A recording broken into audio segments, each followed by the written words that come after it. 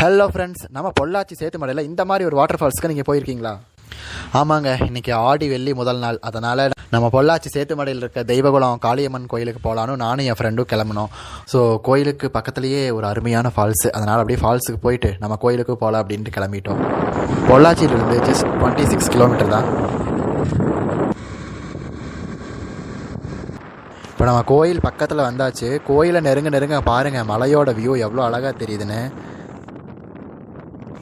லொக்கேஷனே இங்கே வேறு லெவலாக இருக்குது. ஃபோட்டோ ஷூட் நம்ம எடுக்கிற மாதிரி இருந்தால் இந்த இடம் சூப்பராக இருக்குங்க. கோயில் பக்கம் வந்தாச்சுங்க. இப்போ ஃபஸ்ட்டு நம்ம ஃபால்ஸுக்கு போயிட்டு அதுக்கப்புறம் கோயிலுக்கு வந்துடலாம். இது ஃபால்ஸ் போகிற வழி. அவ்வளோதாங்க, நம்ம இந்த லொக்கேஷன் வந்தாச்சு. பாருங்கள் எவ்வளோ அழகாக இருக்குது.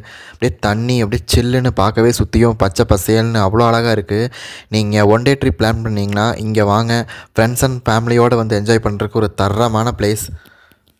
ஃப்ரெண்ட்ஸோடு நீங்கள் ஒன் டே இங்கே வந்தீங்கன்னா அடிப்பொலியாக இருக்குங்க. கோயிலுக்கு கிளம்பியாச்சுங்க. ஃபால்ஸுக்கு வந்தோம், என்ஜாய் பண்ணோம், ஒரு குளியலை போட்டோம், அவ்வளோதான். இன்னைக்கு கோயிலுக்கு போய் சாமி கும்பிட்டு கிளம்பிடலாம். இப்போ நம்ம கோயில் ரீச் பண்ணிட்டோம். இப்போ வண்டியை பார்க் பண்ணிவிட்டு பூஜைக்கு தேவையானதெல்லாம் வாங்கிட்டு நம்ம போய் சாமி கும்பிட்டுடலாம். இப்போ நம்ம ஃபஸ்ட்டு கன்னிமாருக்கு மஞ்சள் குங்குமம்லாம் வச்சுட்டு அப்படியே உள்ளே போய் அப்படியே சாமி கும்பிட்டுடலாம்.